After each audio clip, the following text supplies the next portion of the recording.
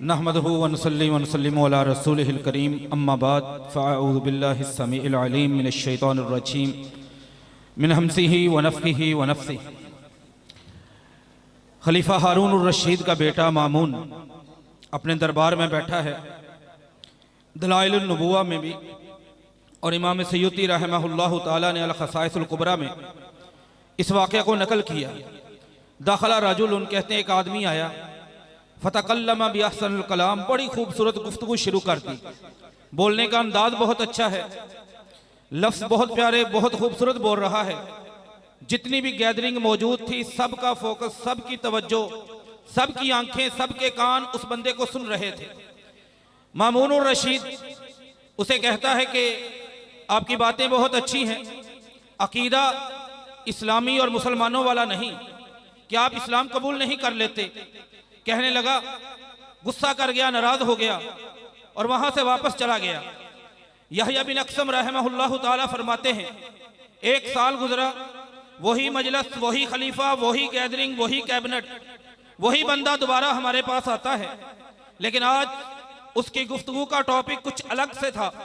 वो यहूदियत की बात नहीं कर रहा था, वो तौरात और मूसा की बात नहीं कर रहा था, वो तालमूद पर अपनी गुफ्तगू नहीं कर रहा था, बल्कि वो कुरान की अजमत, फिक्र की अजमत, हदीस की बात कर रहा था। मामून उर रशीद ने बड़ा हैरान होकर पूछा, साल पहले नाराज हो गए थे इस्लाम कबूल करने पर, आज ये सब कुछ क्यों? कहने लगा, जब मैं आपके पास से निकला तो मैंने कहा कि क्यों ना मैं चेक करूं दीन इस्लाम की सच्चाई क्या है, या यहूदियत की या ईसाइयत की सच्चाई क्या है।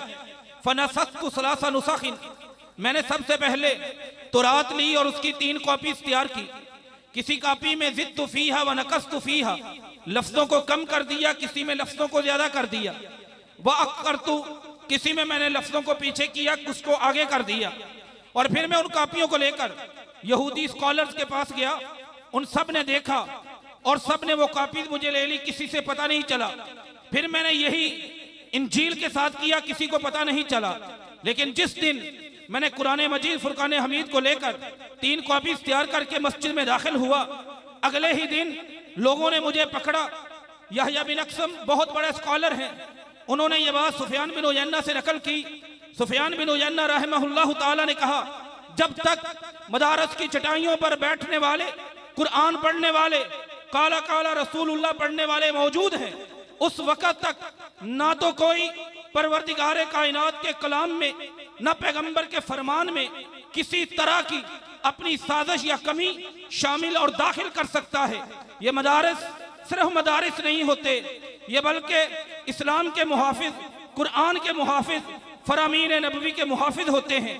अल्लाह इनको कायम रखे, हमें इनका मुआविन बनाए, परवरदिगारे कायनात इनका राही बनने की तौफीक अता फरमाए। वमा अलैना इल्लल बलागुल मुबीन।